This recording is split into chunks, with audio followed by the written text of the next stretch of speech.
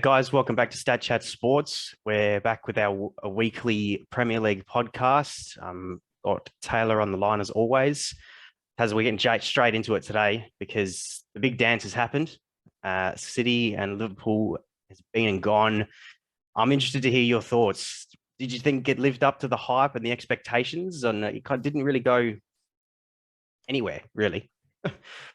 Yeah, look, I think it did. It wasn't a classic by any means. We were promised goals. We got a few. Some there was offside goals, like there were goals of like pretty decent quality, I would say, especially on Liverpool's side. Maybe not the first for De Bruyne for City. I was a bit lucky, but yeah, look, it's not going to. It doesn't list in the most memorable games we've ever watched between these teams, but it was a fair game, I'd say. Yeah. Okay. You reckon a draw was fair?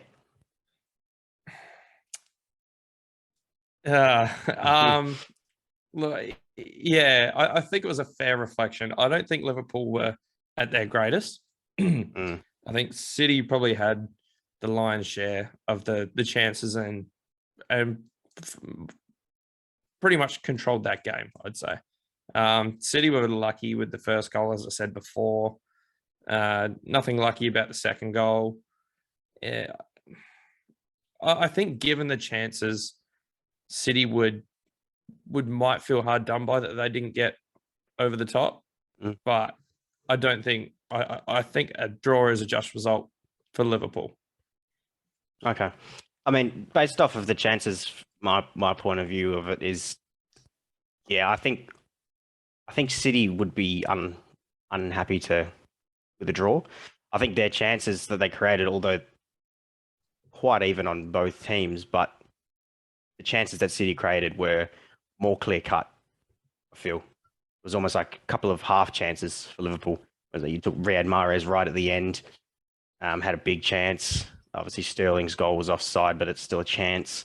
And just off the top of my head, I can't really think of too many big chances that you'd go, shit, Liverpool probably should have scored there.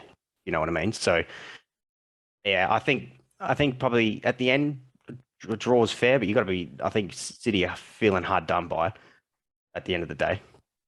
Yeah, no, I agree with you there. I think Liverpool, I mean, it's still a title race now. I mean, no side has gained any sort of ascendancy from this game. We're pretty much right where we were. It's in City's hands now, which is unfortunate. I mean, a win either way would have put it in either side's hands. It was that close, but we're right where we started, and started before the weekend, and yeah, it's going to be interesting. It's a wait and see game for Liverpool now. Just waiting for a City slip up. Would you say one side over the other would be happy with that particular result? I mean, no one, City. No one gained ground. You'd say City are happy with the draw over Liverpool. Yeah, because it means they're in the box seat, I'd say. Obviously, they're probably not happy with the result given the way the game was played and the chances that they were able to create. But given where they currently sit in the table after the biggest game of the season, in terms of where the table is sitting, yeah, you'd have to expect that they're happy to be where they are and they control their destiny is in their own hands. I don't know. What do you think? Yeah, I think I'd agree, only because, like you said, that keeps them in the box seat. But as Liverpool fans, I'm also happy with the draw because we didn't lose at the same time. You know, the gap stays a point. It doesn't draw out to 4. Obviously, we would have been happy with a win and being on top 2 points games in the titles then in our hands. But I don't know. I'm not necessarily disappointed with the draw. I think the actual players in the team, obviously, that's different. But supporters, I don't know. From where I sit, I'm not disappointed with the draw. Is that because of the way we played, you're happy that we got away with a draw, or you're just happy to still be? Do you think that Liverpool can get past them in the 7 games they've got remaining? It could be part of because of the way we played. Like we didn't. Only, I mean, as obvious as it sounds like when we were level on both occasions, be it 1-1 and 2-2, that's the only time I saw us actually being able to get our foot in front. And I know that sounds stupid, but like, I think City were definitely the better team on the day. And it wasn't really until Liverpool went behind on both occasions that they actually started to play proper football. And I mean, they obviously came out at half time firing and scoring. I think it was about 30 or 50 seconds or something like that. They equalised. And then they continued to play a little bit, and then it sort of went back to City. So I think part of it has to do with the way we played. We weren't at our best, so we'll take a draw. But yeah, I don't know. That's probably the main reason for me, really. But I mean, look, based off of City's previous form as well, you almost maybe clutching onto straws that maybe there's a slip still in there again for them. Look, they were probably back to their best against Liverpool. You have to be to beat them or to even get a draw against them. So, but I mean, just I don't know. Maybe I'm clutching onto straws a little bit, but you're hopeful of another slip up, and hopefully Liverpool will capitalise. I think City have showed that they are prone to a slip up if they're not on.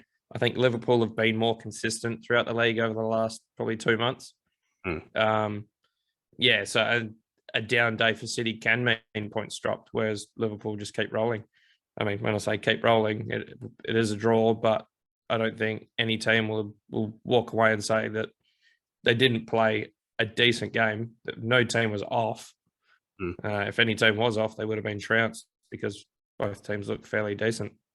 Yeah, definitely. I mean, I suppose maybe the only shadow of doubt is Liverpool's fixtures in the last 7 are probably tougher than City's.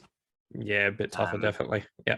So maybe more chances of a slip up there, but yeah, I mean, it's the top 2 teams in the league. If they're going to be there at the end of the year, you'd think that they'd win most of those games anyway. That's right. I mean, both teams can go 7 from 7 from here, and City will win it by a point, and then it'll still be, a great title race.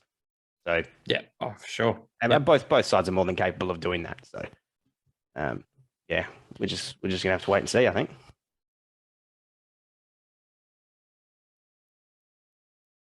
There's been a bit of a shift in the top 4, and I'm talking about one team in particular, Tottenham. They've really just come out of absolutely nowhere to claim 4th spot this week. Yeah, they're definitely the team in form in the league. That front 3 is absolutely getting it done. They've been just on fire, and coinciding with that, Arsenal have just hit a bit of a roadblock. Sorry, it's been pretty lackluster from their part, but Tottenham just flinging in goals at will. And like I said, Kane, Son, Kulusevski. I mean, we talked about Christian Eriksen being possibly the pickup of the season. Kulusevski's he thinks he might be, I reckon, and I reckon he's got a damn good shout at the moment. He's been we had him down as part of that 3. We had him down as the potential flop of the window. I didn't want to mention that, but you've gone and done it, so that's okay. But we did. We had him as a flop, and he's made us look like right mugs. We look stupid, and he's on fire. Well, I mean, look, not just us, but the other 2 boys here at Statchat Sports, we're not really known for our correct predictions. So we'll just put it down in the books as another one we've got horribly wrong. We'll just say it was a bold prediction. Yeah, we will. Yeah. And if anyone here watches our AFL podcast, you'll understand that reference. So, yeah, not our best call, but yeah, look, those 3 are in my eyes the best front 3 in the league on form, and it's big call. I don't think it's that hard to argue that. I mean, Liverpool's front 3 haven't been hitting, as a collective, haven't been hitting huge heights. Mm. I don't think. But I mean, you can look at it two ways. Liverpool are getting more goals probably from the midfield, whereas Tottenham, sorry, basically banging in goals all through their front three, and they're just absolutely prolific at the moment. It's a bold claim, and I like it. And to back it up, let me shoot you with some stats. Since Tottenham's loss to Burnley, which we all took the piss out of them for, and rightly so, they've won 6 out of their last 7, right?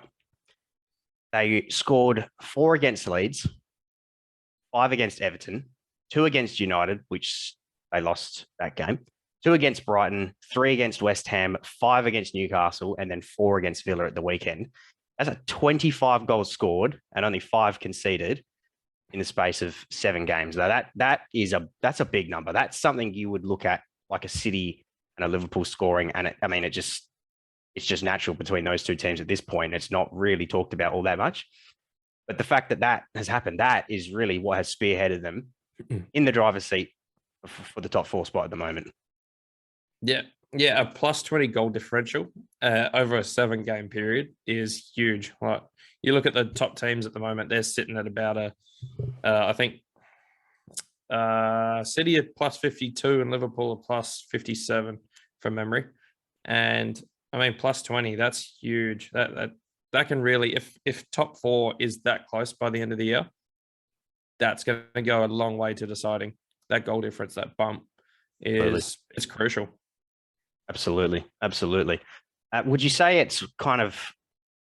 Would you say the top 4 race is more of a 2-horse race now? And we haven't really spoken about it for a few weeks, and that was kind of because there were so many teams in the mix, and there's so many points gained and dropped on behalf of all those teams. But you look at the table now, it's kind of between Spurs and Arsenal for me. I think West Ham, certainly not United at the current form, and I know West Ham was in the conversation early days as well, but I don't really see them really challenging for that top 4 spot anymore. To me, it comes down to the 2 North London clubs. Yeah, it's absolutely a 2-horse race at this point. We're too late in the season, I think, for anyone to challenge these guys. And I mean, they've already got a bit of a lead with games in hand. I'm pretty sure West Ham have played one more than the rest, or United even. It's just too much of a mountain to climb for the chasing pack in United and West Ham. And I mean, not really there, but Wolves were just behind them. I think 2-horse race, and that could go down to the wire. I think there is. I think they both. I think there is a North London derby in these last 7 games as well. So I was going to ask. Yeah. So much like the City Liverpool game being a potential title decider, that could swing the top 4 between those 2 clubs. Definitely. That'll be a huge game to watch. Yeah, because I mean, we all know how lucrative the Champions League is, and these 2 teams both have huge aspirations for the Champions League. So they'll be doing everything in their power to win that game, because whoever wins, you're almost punching your ticket. Tazza, talking relegation now. Not a lot changed, to be honest, really. I mean, Watford lost to Leeds, Norwich beat Burnley, and somehow Everton beat United, which is a bit of an odd one. But look, really nothing changes down there. If anything, Norwich become just a point off of Watford. I don't think it's not going to keep them there. It's not going to keep them in the league, but look, it might stop them from finishing rock bottom. But really, my main focus is on Everton still at the moment, because, you know, as a team that's never been relegated, this is definitely unfamiliar territory for them. We spoke last week when they dropped points to Burnley that was real danger zone for them. They've managed to turn it around and beat United on the same weekend that Burnley lost points to Norwich. They've managed to bridge themselves back to another 4-point gap. My question is that enough to save them? No. I don't think it's enough to save them. I think Burnley have, I wouldn't say it's not by no means an easy run in, but if they can pluck results like Everton have done against United this weekend, I think there's every chance they can pull a few back. And I think we've covered it. Everton don't have the easiest run in. I mean, this 3 points here is huge for them, and 3 points we definitely didn't see them getting. So they've got a good leg up in given that, but I wouldn't count out Burnley at this point. I think Everton's in the box seat, but they're definitely not safe at all. Well, you mentioned their run home. It is certainly the toughest, I'd say. They're a game behind the rest. They've got 8 games remaining. They've got Leicester twice. They've got Liverpool, Chelsea, Watford and Brentford, Palace, and then Arsenal. So realistically, you'd think of Watford, although it's away, and their away record is terrible. So who knows? But that's a must win for them. And really, the only other team realistically I can see them getting points against is Brentford. But given Brentford's recent form, they could definitely do some damage there. So, you know, we mentioned a couple of weeks ago that probably roughly that 35-point threshold is probably what they would need for safety. They're 7 points away from it at the moment. And given those fixtures, you know, really I've given them one definite win in Watford and then a potential in Brentford. That's only 6 points if they win both of those. So that's not quite there. That's not quite there. Yeah, and you're spot on. Really, their backs are against the wall. They're very unlikely to pick up points. But if any of those teams can change their form, it is Everton. You look at the players in that squad. At some point, you'd have to think they can figure this out. It's not the kind of, I mean, if they were that good, the counter argument to that is if they were that good, why are they in this spot? Yeah. But we've seen a handful of these players play good games and play really well at times. But I mean, if I had to put Everton's squad against Burnley's squad, there's a clear winner. And God knows how I got to this point for them. But yeah, look, Burnley will be spewing about that game. That should have been a gimme. And it's 3 points they've really let slip through their fingers. And no one banks on 3 points against a fellow relegation battler. But that was right there for the taking. And I don't know if you saw Maxwell Cornet's miss. His miss, yeah. Yeah.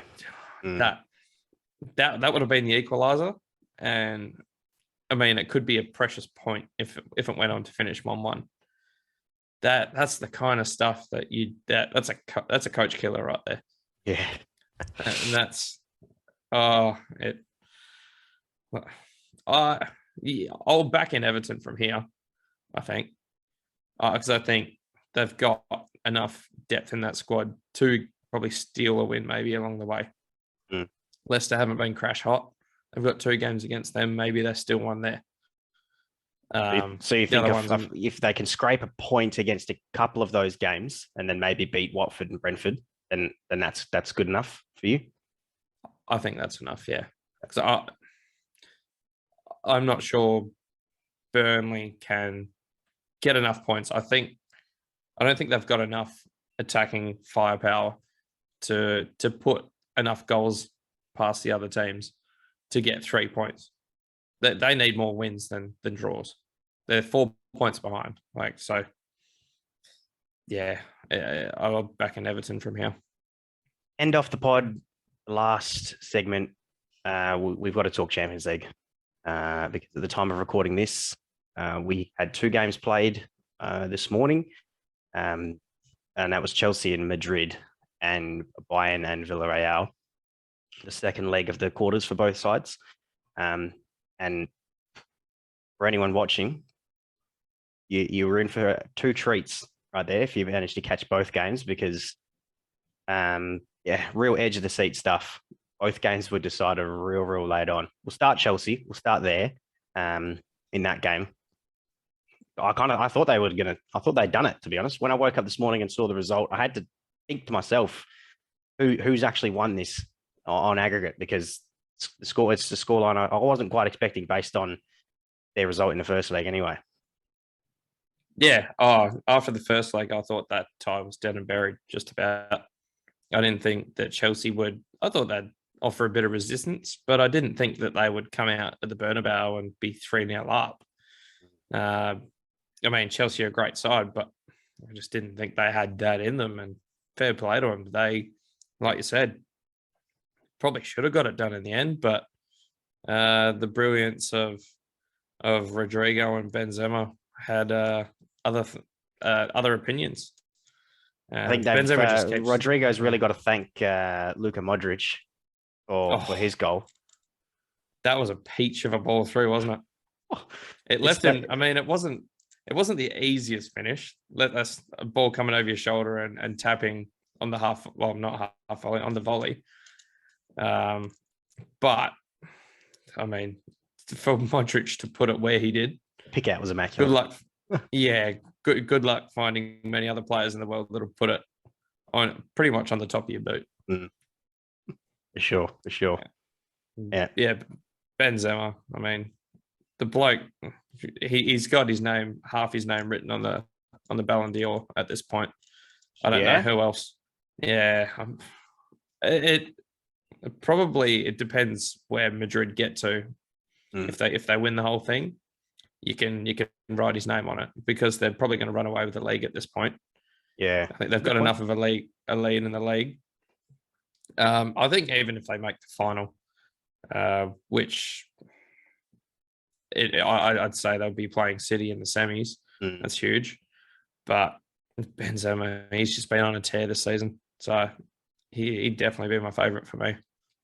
Yeah, I mean, he's spearheaded that team big time, and I mean, I feel like he doesn't quite get the respect on his name that he deserves. I mean, he's Real Madrid's third all-time goal scorer behind Ronaldo and Raul. That in its own right is a hell of a stat individually for him. Given that he played alongside Ronaldo for a majority of his time at Real Madrid. I don't think he would have ever played with Raul. I could be wrong.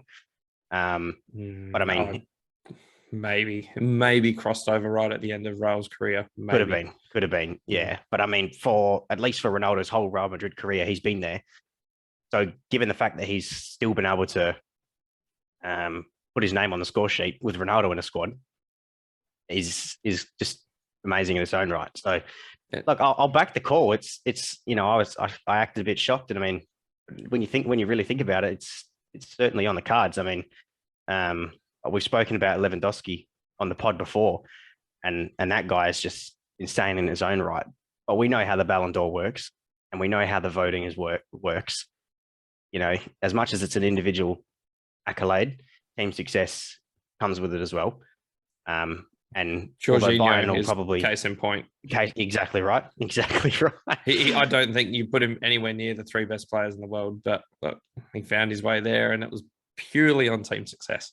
Absolutely. It's a great example. Yeah. And I mean, given Bayern are out of the Champions League now, they'll probably win the league again, but that's a staple. Yeah. I mean, it's probably not enough for Lewin to get the Ballon d'Or. So yeah, it's a big call. It's a big call from you over there. I like it. Yeah, I'll back myself in there. I'm quite confident. Good. Speaking of Bayern, wow. I mean, I think I mentioned it last week on the pod when Villarreal got away with the 1-0 win. I was saying that Bayern, it's kind of still not in their hands, but they were almost there or thereabouts, because they're going back to the Allianz. It's Bayern Munich, you expect them to get something done. And I mean, they did, but not enough. Yeah, look, they were wasteful. They were pretty putrid in front of goal. And Villarreal just plucky. I mean, that I don't know if there's any other word you can use. They took their chances. I'm pretty sure they had 2 shots on goal, or wouldn't have been, 2 shots on goal for the whole between the 2 legs, and nailed both of them. If that's not a snatch and grab, I don't know what is.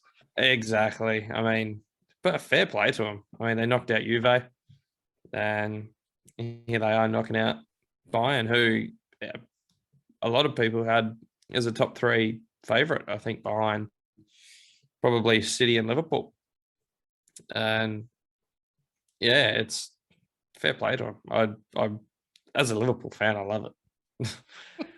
It's the dream draw, really. I know most Liverpool supporters would have seen Bayern Munich's name in our half of the draw and gulped and thinking, oh God, what could that be? But I pending tonight's leg of the Benfica tie, I think Liverpool supporters will be rejoicing. Definitely. Look, it's a bit of a fairy tale run this for Villarreal, and like you said, they knocked out Bayern and Juve as well. They've become. Did they knock out? Did they knock out Ajax, or was that Benfica? I think that might have been Benfica. Yeah, okay, but still knocked out two giants of European football. And I mean, from a side that only finished 7th in La Liga last year, so that's not a Champions League spot there in its own right. Only qualified due to winning Europa League last season, which I mean that's still obviously huge. You got to get that done. Credit to them there. They obviously deserve to be in here. But I mean, I'd kind of say they've kind of overachieved, really. And I mean, that's credit to Unai Emery. I mean, the guy knows how to get stuff done in European competitions. I mean, the Europa League in its own right is basically his competition. He's won it 3 or 4 times for years. Yeah, it's been his one. So now he's coming for the Champions League, and I mean, as you mentioned, it's a dream tie for Liverpool as long as they get over Benfica. But I wouldn't. It's not written in the sand already, because I mean they've knocked out 2 giants, and then that's to say they can't do it again. Yeah, they're quite clearly an efficient team. So Liverpool want to be they want to be careful, because they're not going to need many chances to hit them, and that's something that Liverpool. I mean, definitely against City, it's a different team, but they afforded them plenty of chances, and that high line that they operate can afford chances to teams like Villarreal on the counter attack. So, yeah, it's a dangerous one. I mean, obviously, would you want City, Madrid, or Villarreal? It's an easy choice there, but it's interesting to say the least. It is. I mean, we've got obviously the second leg of the second group to be played tomorrow morning, Perth time. Liverpool, Benfica, and City and Atletico. But the way that the 2 games went this morning, I wouldn't be surprised if we see like a 5-5 or something like that between Atletico and City, or just some absurd score lines, given a few scares and heart in mouth moments between those supporters. But I expect obviously Liverpool to get the job done, and probably City as well. So I mean, there's a potential upset there in the City and Atletico game. I don't think. I hope we're not going to see another performance from Atletico like we did at the Etihad, because that was just atrocious. So I don't think they can afford to at this point. No, you can't. I mean, you're down, aren't you? You're down. I mean, you've got to change your tact. There's got to be something. Something's got to give.